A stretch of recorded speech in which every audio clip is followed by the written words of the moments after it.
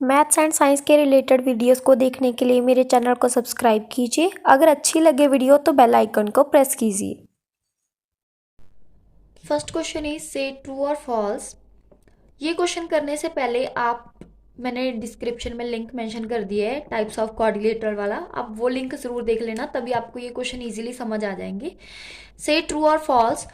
Each angle of a rectangle is a right angle. हमें पता है कि रेक्टेंगल कौन सी होती है, जिसकी opposite sides equal and parallel हो एंड ईच एंगल 90 डिग्री का हो। तो उन्होंने पूछा है कि each angle of rectangle is right angle, तो आपका आंसर आएगा ट्रू, बिकॉज उसके ऑल एंगल्स 90 डिग्री के होते हैं।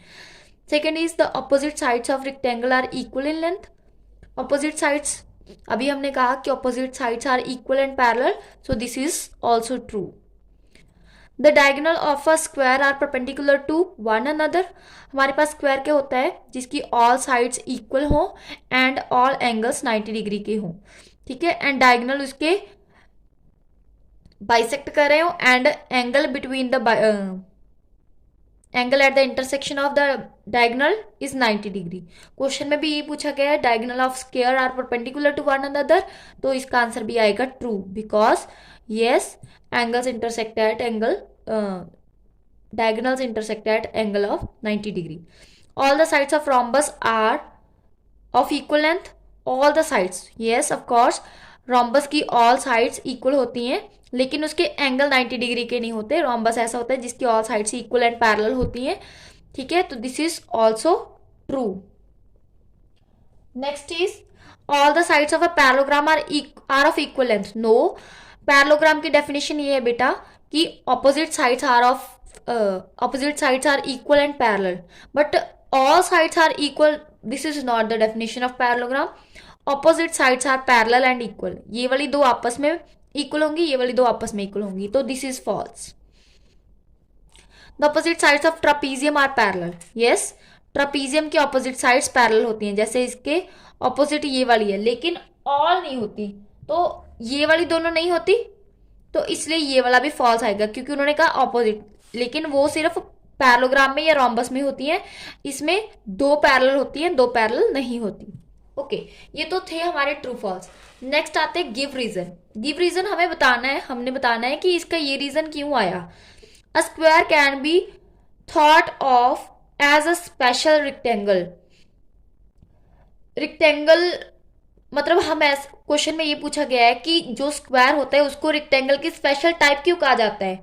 तो हमें भी पता है कि अगर रेक्टेंगल क्या होती है, opposite sides are equal and parallel and each angle 90 degree, और स्क्वायर क्या होता है, all sides are equal and each angle 90 degree. तो अगर हम रेक्टेंगल की ऑल साइड्स को इक्वल कर दें, ऑपोजिट पैरेलल एंड इक्वल होती हैं, लेकिन अगर हम ऑल साइड्स को इक्वल कर दे तो वो तो स्क्वायर ही बन जाएगा ना। तो इसलिए हम रेक्टेंगल से स्क्वायर बना सकते हैं, कैसे, a rectangle with all sides equal, a rectangle with all sides equal is with all sides equal, all sides equal becomes a square, becomes a square. Next is a rectangle can be thought of a special parallelogram. ये भी same है, हमें पता है कि rectangle में भी opposite sides are equal and parallel and parallelogram में भी all sides equal and parallel, लेकिन कंडीशन क्या होती है कि जो रेक्टेंगल होता है हमारा, उसमें जो हमारे एंगल होते हैं वो 90 डिग्री के होते हैं, लेकिन पैरेललोग्राम में हमारे एंगल 90 डिग्री के नहीं होते, बस इतना से डिफरेंस है। तो हम क्या कहेंगे, अब पैरेललोग्राम विद ईच एंगल, अगर उसका हर एक एंगल 90 डिग्री का हो जाए तो आप क्या लिखोगे कि वो रेक्टेंगल बन गई। तो आप क्या लिखोगे, आप parallelogram with each angle of 90 degree, अगर हर एक एंगल 90 डिग्री का हो जाएगा तो becomes a rectangle, तो वो रेक्टेंगल बन जाएगा, पैरेललोग्राम रेक्टेंगल बन जाएगा जब उसके सारे के सारे एंगल 90 डिग्री के हो जाएंगे, ठीक है। Next is a square can be thought of a special rhombus. अब देखो, स्क्वायर एंड रोम्बस दोनों की all sides equal and parallel होती हैं, ऑपोजिट साइड्स भी और दूसरी भी इक्वल भी होती हैं, पैरेलल भी होती हैं, है ना। कंडीशन क्या है कि रोम्बस में ऑल एंगल्स 90 डिग्री के नहीं होते एंड स्क्वायर में होते हैं। तो ऐसे ही करेंगे जैसे हमने यहाँ पे किया कि a rhombus with each angle, rhombus with each angle of 90 degree is या becomes a square. ठीक है. Next is square, rectangles, parallelogram are all quadrilateral. Why? हमें पता है कि क्वाड्रिलेटरल क्या होता है. Any closed figure with 4 line segments and square, rectangle, parallelogram all covered with 4 line segments and all are closed figures. तो आप क्या लिखोगे? क्वाड्रिलेटरल या फिर ये वाली फिगर्स, तो आप क्या लिखोगे? All these figures, all these are 4 sided polygons, 4 sided polygons made up of line segments. वैसे ये लिखने की जरूरत ही नहीं है, बस सीधा भी लिख सकते हो 4 साइडेड पॉलीगन. यहाँ पे मैं फिर भी मेंशन कर रही हूँ made up of line segments. Next is square is also a parallelogram. Square is also a parallelogram.